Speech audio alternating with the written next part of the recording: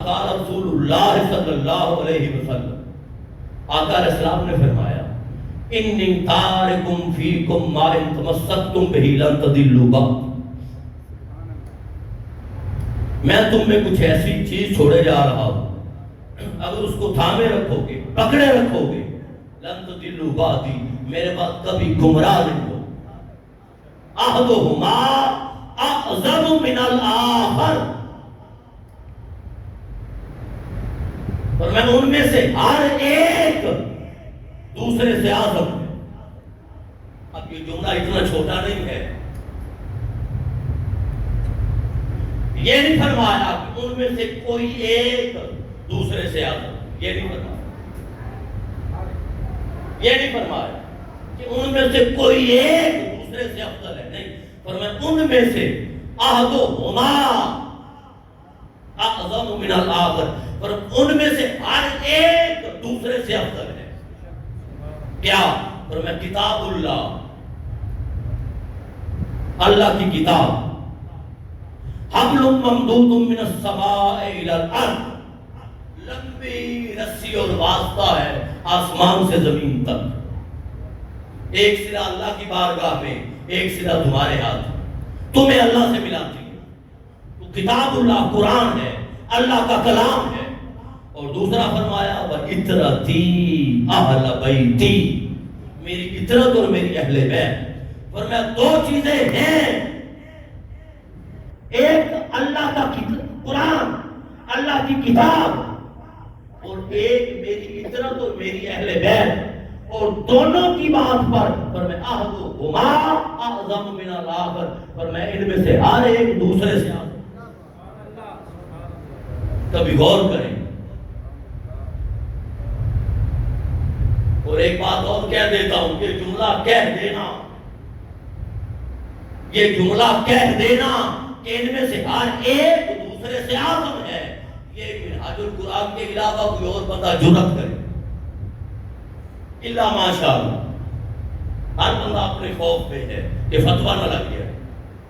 اللہ کا کلام ہے، اللہ کی کتاب ہے، وحی خدا ہے، اور اہل بیت اطہار ہیں، اس کا تعلق خدا سے، ان کا تعلق مصطفیٰ سے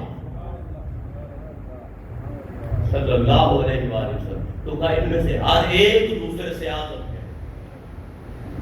فانظروا، فرمایا لن یتفرقا حتی یرد علی الموت، یہ دونوں جڑے رہیں گے، دونوں اکٹھے رہیں گے، حتی یرد علی الموت، حتیٰ کہ یہ قیامت والے دن مل کے حوض کوثر پر میرے پاس۔ اب فرمایا کیف تخلفونی فیہما، دیکھنا میرے بعد تم ان دونوں سے کیا سلوک کرتے ہو، اور میرے بعد ان دونوں کے بارے میں میرا کیسا خیال رکھتے ہو۔ اور پھر ایک اور مقام پہ فرمایا دو چیزیں چھوڑے جا رہے، کتاب اللہ، ثقلین کا، امرین کا، خلیفتین، اور میں کتاب اللہ ہے، اہل بیتی اطرت، اللہ کی کتاب اور میری۔ اب سنیں، اللہ کی کتاب کس کا تحفہ ہے؟ اللہ کا۔ یہ کس کا تحفہ ہے؟ اللہ کا۔ اب کتاب میں کیا ہے؟ نماز، روزہ، حج، زکوٰۃ، صدقہ و خیرات، یعنی کتاب کا تعلق اللہ کے ساتھ، اور نماز کا تعلق بھی کس کے ساتھ ہے؟ اللہ کے ساتھ۔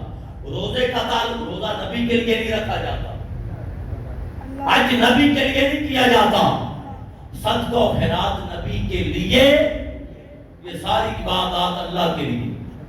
لہذا نماز، روزہ، حج، زکوٰۃ، صدقہ، خیرات، ان سب کا تعلق اللہ سے ہے، ایسے ہی ہے۔ لہذا یہ تحفہ خدا ہے، یہ تحفہ، سنیں، یہ تحفہ خدا ہے، اور اہل بیت اطہار اور اطرت رسول یہ تحفہ خدا نہیں ہے، یہ تحفہ مصطفیٰ ہے، ایسے ہی ہے نا، یہ تحفہ ہے۔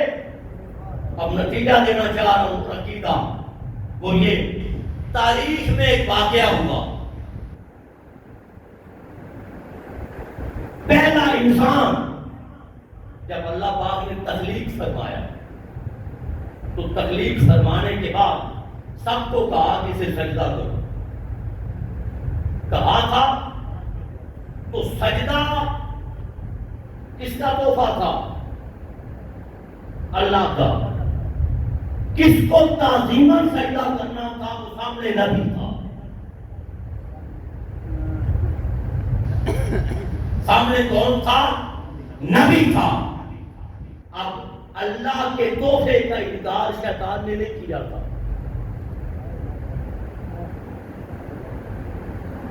نماز چپے چپے میں پڑھتا تھا،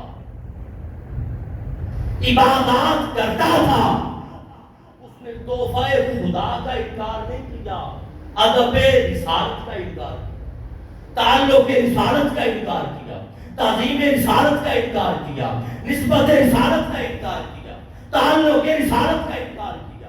تو عقیدہ سن لے، جو تحفہ خدا لے اور تحفہ پیغمبر نہ لے اسے ہی شیطان کہتے ہیں۔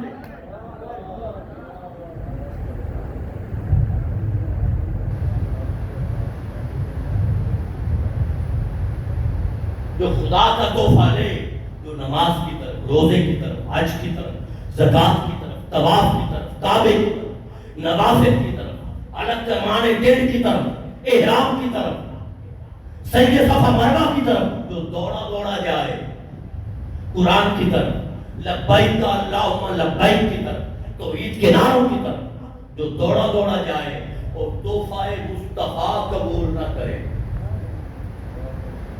لہذا خدا کی طرف آنا اور قرآن کی طرف آنا اور مصطفیٰ کی طرف نہ آنا اور تحفہ مصطفیٰ قبول نہ کرنا، یہی شیطانیت ہے۔ اس سے بڑھ کر اور میں کیا عرض کر سکتا ہوں؟ اس سے بڑھ کے میں کچھ عرض نہیں کر سکتا۔ ایمان ان کے بغیر مکمل نہیں۔ تو سن لے، آج تک اگر حق بات کی جائے اور چوٹی کے علماء لے لیے جائیں، چوٹی کے اہل سنت والجماعت میں بھی آپ اٹھا لیں علامہ طارق جوہری صاحب کو، وہ چوٹی کے لوگ اور اہل تشیع میں سے چوٹی کے لوگ جن کو اللہ پاک نے علمی رسوخ دیا، آپ کو کبھی صحابہ کی کو گالی دیتے ہوئے برا بھلا کہتے ہوئے نظر نہیں آئے۔ ایک بات، اور اہل سنت والجماعت کی طرف آ جائیں تو کبھی وہ سنی وہ کبھی یہ نہیں کہے گا کہ سیدہ کائنات خطا پر تھی، کبھی نہیں کہے۔ تو دونوں طرف سے آپ کو انتہا نظر نہیں آئے گی۔ یہ ابتدا سے ہے، صحابہ اور اہل بیت اطہار کا آپس میں کوئی اختلاف نہیں تھا۔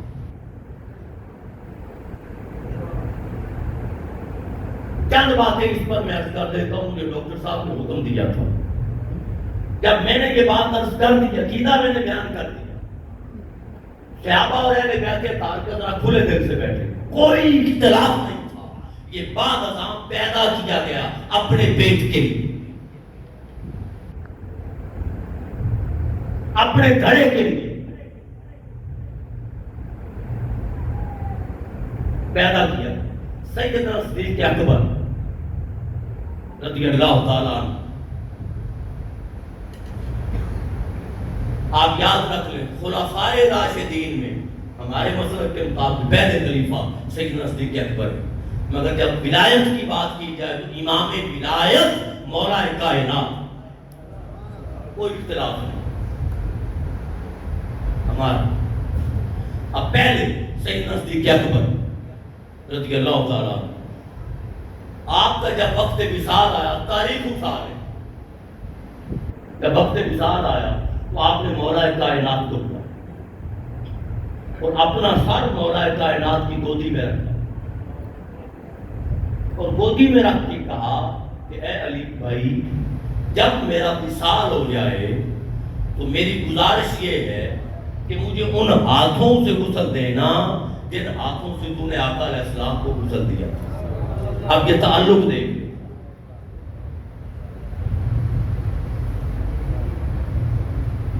ان ہاتھوں سے گزرتے ہو، اور جب یہ کفن پہنا لو، جنازہ پڑھ لو، تو میری چارپائی کو اٹھانا اور چارپائی کو اٹھا کے اس گھر کے پاس لے جانا جس گھر میں آقا علیہ السلام آرام فرمائے۔ اگر دروازہ بغیر تالا کھولے خود کھول جائے، تالا کھولنا نہ پڑے، چابی لگانا نہ پڑے، اگر بغیر تالا کھولے خود کھول جائے تو حضور کے پہلو میں دفن کر دینا، اگر نہ کھولے تو مقابر المسلمین جنت البقیع میں وصال ہو گیا۔ مولا کائنات کی اپنی روایت ہے اور ہمارے شیعہ بھائیوں کی معتبر کتابوں میں ہے۔ مولا کائنات نے غسل دیا، کفن دیا، جنازہ پڑھایا، تو آپ فرماتے ہیں جب چار پر حضور کی بارگاہ میں لے کر گئے اور دروازے کے سامنے رکھا اور آقا علیہ السلام کی بارگاہ میں عرض کیا کہ حضور غلام آیا ہے، تو باقاعدہ یہ مولا کائنات کے الفاظ ہیں، قد تفتح الباب، دروازہ کھلا، وَيَقُولُ قَائِلٌ، کہنے والا کہہ رہا تھا ادخل الحبیب الی الحبیب، دیر کس بات کی ہے، دوست کو دوست کے ساتھ داخل۔ میرا ایک سوال ہے، اگر تو زندگی میں کسی موقع پر سیدنا صدیق اکبر نے اہل بیت اطہار کے کسی فرد کے ساتھ زیادتی کی تھی، ہم اختلاف نہیں کرتے، بحث نہیں کرتے، مگر ایک سوال ہے، اس کا جواب مل جائے تو اچھی بات۔ اہل بیت اطہار کے کسی فرد کے ساتھ اگر سیدنا صدیق اکبر نے غلطی کی تھی تو تارا تو مولا کائنات نے کھولا ہی، تارا تو خود کھلا۔ اگر زیادتی کی تھی تو حضور کو پتا نہیں کہ وہی ہے جس نے میرے گھر کے ساتھ زیادتی کی تھی، حضور نے استقبال کیا، اندر سے آواز کیوں آئی؟ پہلی بات۔ دوسرا، حضرت عمر فاروق کی طرف آئے، حضرت عمر فاروق کا بیٹا عبداللہ بن عمر اور حضرت امام علی مقام کا جھگڑا ہو گیا، کسی بات پر جھگڑا ہو گیا، بچے تھے، تو حضرت امام علی مقام نے، شہزادے نے کہہ دیا، جا اے تو ہمارا غلام زادہ ہے، ہمارے غلام کا بیٹا ہے۔ آپ کے دل پہ دکھ ہوا، بچے تھے، گھر آیا، باپ کو کہا کہ ابا جان مجھے حسین نے کہا ہے کہ تو ہمارے غلام کا بیٹا ہے، ہمارے ساتھ بحث کرتا ہے۔ حضرت عمر فاروق نے کہا اچھا کہا ہے، عرض کیا ابا جان کہا کہ میں چلو میرے ساتھ، کھڑے ہو گئے، بچہ کو صبح کی شاید بدلہ لینے جا رہے، دروازہ کھٹکھٹایا، شہزادہ باہر آیا، کہا اے شہزادے آپ نے یہ کہا ہے؟ امام علی مقام نے کہا چچا جان باتیں ہو رہی تھی، باتوں باتوں میں جملہ کہہ دیا۔ نعرہ تکبیر، نعرہ رسالت، نعرہ تحقیق، نعرہ حیدری۔ میرا مقصد ایسا نہیں تھا، آپ کو میں نے کہا ہے۔ شہزادے حسین نے امام علی مقام نے کہا کہا ہے، تو تمہیں فاروق نے کہا بیٹا لکھ کے دے دو، چٹ پر لکھ کے دے دو کہ میں آپ کے گھر کا غلام۔ آپ نے لکھ دیا، گھر آئے چٹ لے کر، گھر والوں کو وصیت کی کہ جب میری شہادت کا وصال ہو جائے اور مر جاؤں تو یہ غلامی کی سند میرے کفن میں رکھ دینا، پتہ نہیں میرے عمل اس قابل ہوں گے یا نہیں، میری بخشش کے لیے یہ سند غلامی کا۔ جو جس گھر کو اپنی بخشش کے لیے سند بنا رہا ہے اس کا اختلاف کس بات کا؟ جب آقا علیہ السلام نے فرمایا تھا من کنت مولاہ فعلی مولا، جس کا میں مولا اس کا علی مولا۔ آپ تاریخ اٹھا لیں، جب حضور نے اعلان غدیر کیا، غدیر قم، کہ جس کا میں مولا اس کا علی مولا، تو سب سے پہلی مبارکباد سیدنا فاروق اعظم نے مولا کائنات کو دی تھی کہ علی مبارک ہو، آج کے بعد تو میرا بھی مولا۔ اور ہر مومن مرد اور عورت کا ہو. اور فتویٰ فاروقی سن لیں. ایک شخص کا جھگڑا ہو گیا کسی کے ساتھ، وہ فیصلہ کروانے آیا. جب وہ فیصلہ کروانے آیا تو مولا کائنات پاس بیٹھے تھے. اس نے کہا وہ جھگڑا ہو گیا، فیصلہ فرما دیں. آپ نے اشارہ کیا کہ ان سے فیصلہ کرو. جب آپ نے کہا کہ مولا کائنات سے حضرت علی اور مرتضیٰ سے فیصلہ کروا لو، اس نے تھوڑے ماتھے پہ بال ڈالے. جب اس کی شکل دیکھی، آپ کا چونکہ قد لمبا تھا، آپ کھڑے ہو گئے، اس کو گریبان سے پکڑا اٹھا لیا. اور میں جس کے بارے میں منہ بنا رہا ہے، اتدری من ہوا، جانتا ہے وہ کون ہے؟ ہوا مولا کا، وہ تیرا مولا ہے. وہ مولا یا وہ میرا مولا ہے. وہ مولا کل مومن و مومنۃ، ہر مومن مرد و عورت کا مولا ہے. ومن لم یکن مولاہ، جس کا علی مولا نہیں، لیس مومن، وہ تو مومن ہی نہیں. اختلاف کس بات کا؟ فتویٰ سن لیں. اختلاف کس بات کا؟ دو باتیں.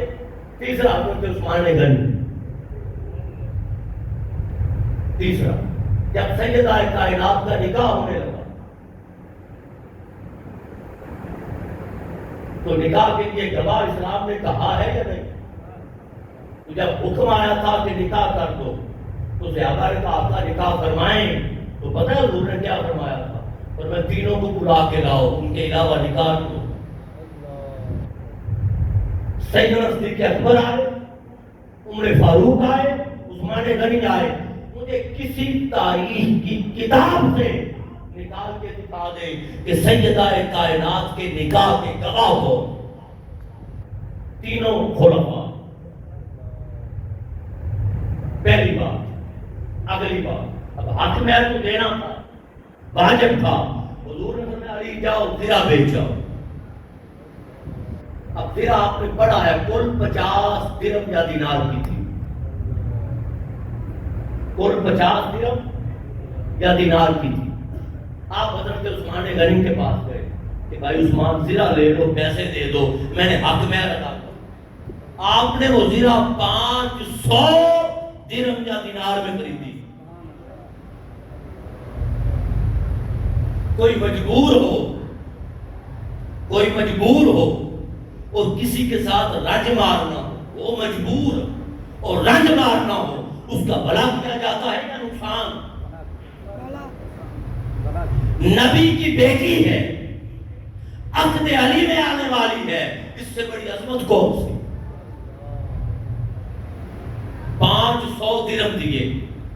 اور جب حضرت علی المرتضیٰ 500 درہم لے کر یا دینار چل پڑے اور زرہ حضرت عثمان غنی کے پاس تھی تو واپس بلایا. اور میں بھائی علی بات سن.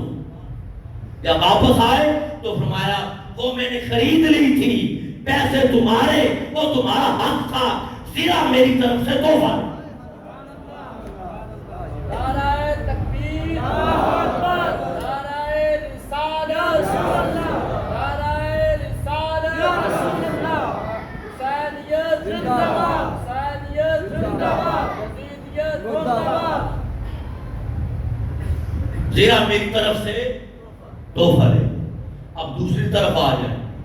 حضرت عثمان غنی کا جب شہادت ہوئی اور بلوائیوں نے حملہ کیا تھا، مجھے ایمانداری سے بتا دیں حضرت عثمان غنی کی حفاظت کے لیے جو کارڈ کا معاوضوں کا دستہ تھا، بتائیں ان میں کون؟ حضرت حسن مجتبیٰ، حضرت حسین مرتضیٰ. وہ دروازے پر تلواریں لے کر کھڑے تھے اور بندہ دیوار سے پیچھے چڑھا تھا. آج تک کسی اہل سنت والجماعت کی زبان سے یہ لفظ سنا ہو کہ بعض اللہ استغفر اللہ استغفر اللہ استغفر اللہ، نقل کفر نہ باشد، استغفر اللہ، کسی نے کہا ہو کہ حضرت عثمان غنی کی شہادت میں شہزادے ملاقات دروازے پہ تو پڑے، مگر نہیں، ایمان کی بربادی ہے. یہ کہا نہیں جا سکتا. کیوں؟ ان کا تعلق ہی ایسا تھا. پھر آگے چلے، کل میں نے بات کی تھی، آج بھی کہہ دیتا ہوں، پہلے یہ بات کرتا ہوں، حضرت جعفر طیار آپ کی جب شہادت ہوئی، حضرت جعفر طیار کی، تو پتا ہے آپ کی زوجہ کا نام کیا تھا؟ حضرت اسماء بنت امیس۔ حضرت اسماء بنت امیس کے بیٹے حضرت عبداللہ، جن کی شادی حضرت زینب سے ہوئی، عبداللہ بن جعفر طیار بن ابی طالب، مولا کائنات کے بھائی حضرت جعفر، ٹھیک ہے؟ جب شہادت ہوئی تو آپ کی زوجہ محترمہ بیوہ ہو گئی تھی حضرت اسماء بنت امیس، تو چھت دینے کے لیے اور ان کی کفالت کے لیے جو اسماء بنت امیس سے شادی کی تھی وہ سیدنا صدیق اکبر نے کی۔ کوئی اپنے دشمن کی بیوی سے شادی نہیں کرتا، تو دشمنی تو تھی ہی نہیں۔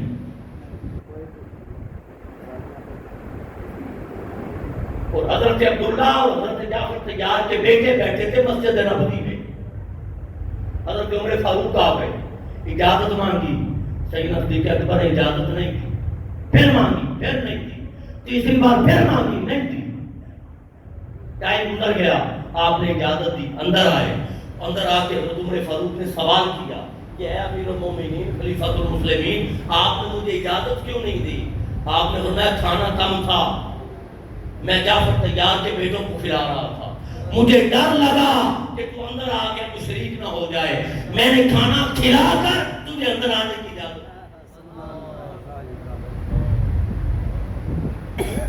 حضرت عبداللہ فرماتے ہیں، حضرت عبداللہ بن جعفر بن ابی طالب، آپ فرماتے ہیں کہ باپ کے بعد ہمیں جو سب سے اچھی گود ملی وہ صدیق اکبر کی تھی۔ کس طرف جائیں گے؟ آگے چلیں، کتنے امام ہیں جن پر ہمارا عقیدہ ہے؟ 12 امام، ہمارا تو اختلاف ہی کوئی نہیں، مولا کائنات سے شروع کرتے ہیں نا، حضرت حسن مجتبیٰ دوسرے، حسین مرتضیٰ تیسرے، زین العابدین چوتھے، محمد الباقر پانچویں، جعفر صادق اسی طرح ترتیب، اور 12ویں امام محمد المہدی۔ ایسے ہی ہے بھئی، ایسے ہے نا۔ اب سنیں، ایران کی فتح ہوئی، ایران کے بادشاہ کی بیٹی دستگرد شہر بانو ہے، مال غنیمت تقسیم ہوا، سیدنا فاروق اعظم کا زمانہ تھا، تقسیم ہو گیا، آخر میں حضرت شہر بانو بچی۔ جب سب میں مال غنیمت تقسیم ہو گیا تو حضرت فاروق اعظم کھڑے ہوئے، آپ نے کہا حضرت شہر بانو شہزادی ہے، اس کی شادی بھی شہزادے سے ہو۔ سب نے سمجھا کہ چونکہ خود خلیفۃ المسلمین ہے لہذا اپنے بیٹے عبداللہ سے کریں گے، آپ نے اعلان فرمایا کہ یہ شہزادی ہے، اور میری نظر میں حسین سے بڑھ کر کائنات میں شہزادہ کوئی نہیں، شہزادہ کوئی نہیں، لہذا میں ان کی شادی حسین سے کرتا ہوں۔ مجھے ذرا اتنا بتا دیں، امام زین العابدین کی والدہ کا نام کیا؟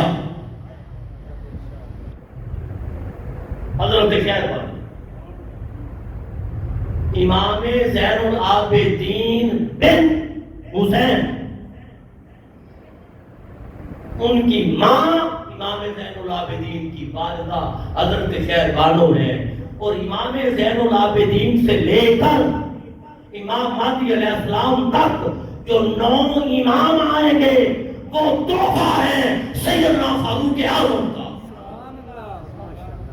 نکاح آپ نے کیا، چاہتے تو اپنے بیٹے سے کر دیتے۔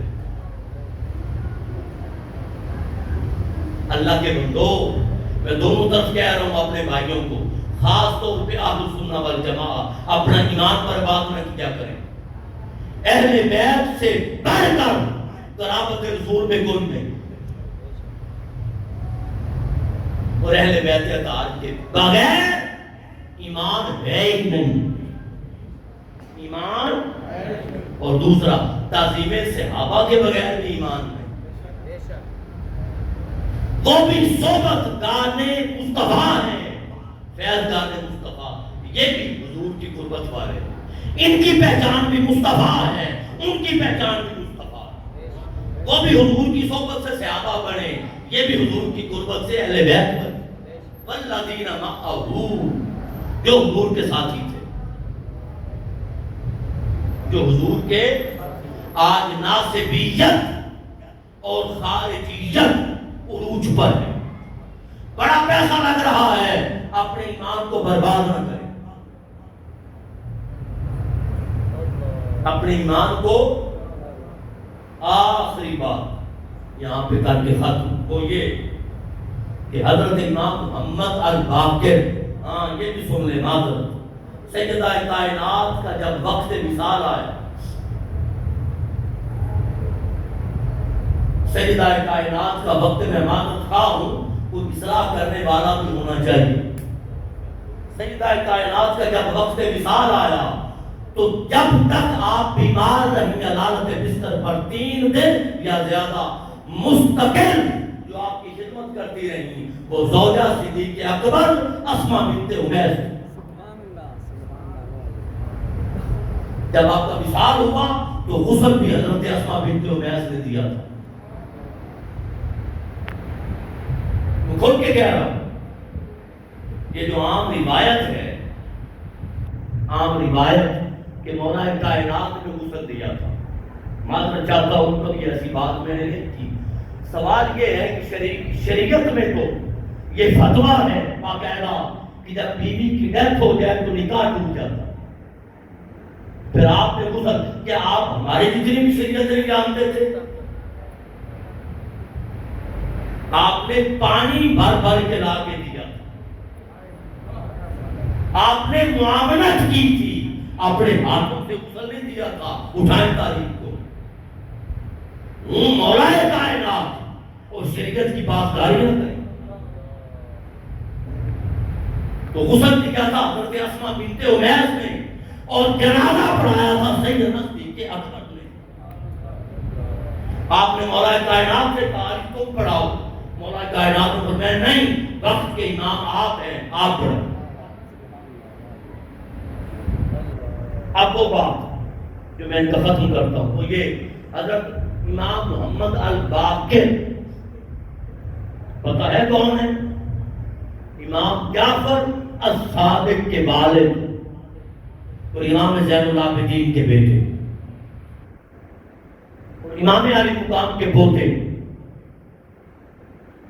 امام محمد الباقر۔ آپ کے پاس ایک شخص آ گیا، اس نے کہا حضور رہنمائی فرما دیں کہ تلوار کے دستے پر چاندی چڑھا کر نقش و نگار کرنا اور بیل بوٹے بنانا اور خوبصورتی کرنا جائز ہے؟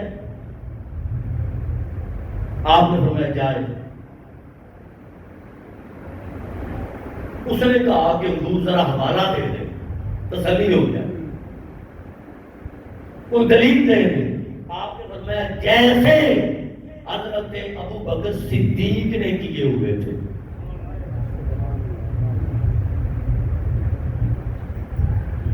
تلوار کے دستے پر چاندی چڑھا ہوا۔ جب آپ نے یہ بات کی تو اس تک بھی کوئی ہمارا پیغام پہنچا ہوا تھا۔ اس نے کہا حضور آپ بھی صدیق مانتے ہیں؟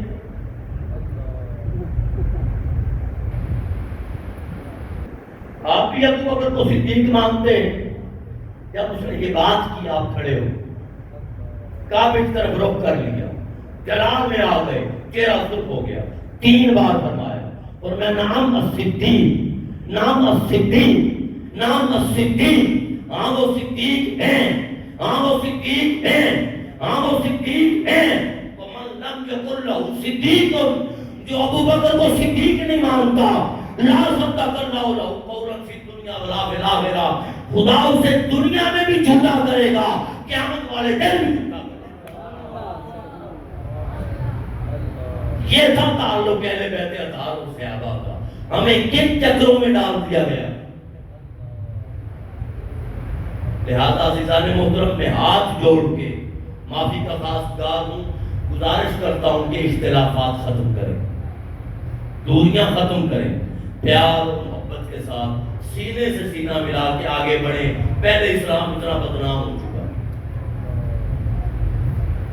اللہ پاک ہمیں حق بات سمجھنے کی توفیق عطا فرمائے، اس پر عمل کرنے کی توفیق عطا فرمائے، اور حق بات کے ساتھ عقیدہ صحیحہ کے ساتھ اس دنیا سے جانے کی توفیق عطا فرمائے۔ والسلام علیکم ورحمۃ اللہ۔